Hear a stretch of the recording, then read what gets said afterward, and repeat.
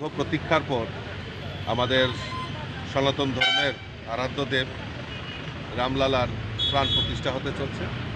এই প্রাণ প্রতিষ্ঠাকে সামনে রেখে আমাদের দেশের যশস্বী প্রধানমন্ত্রী নরেন্দ্র মোদীজি সমস্ত ভারতবাসীকে আহ্বান করেছেন যে গত মকর সংক্রান্তি থেকে 14 জানুয়ারি থেকে আগামী 22শে জানুয়ারি সমস্ত তীর্থক্ষেত্রগুলিতে স্বচ্ছ ভারত অভিযানের আহ্বান করেছেন।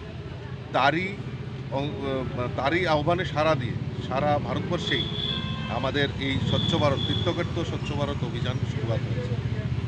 আমরা আজকে বনমালীপুর মণ্ডলের তরফ থেকে 22 নম্বর ওয়ার্ডের লাল বাহাদুর চমনি এলাকায় একটি শিব মন্দির রয়েছে, সেটাকেও সাফাই অভিযানের আমরা অংশগ্রহণ করেছি। এখানে আমার সঙ্গে কর্পোরেটর, মণ্ডল সভাপতি এবং অন্যান্য নেতৃত্বরা এখানে উপস্থিত রয়েছেন। আমরা ধন্যবাদ জানাই আমাদের ভারতবর্ষের যশস্বী প্রধানমন্ত্রীকে।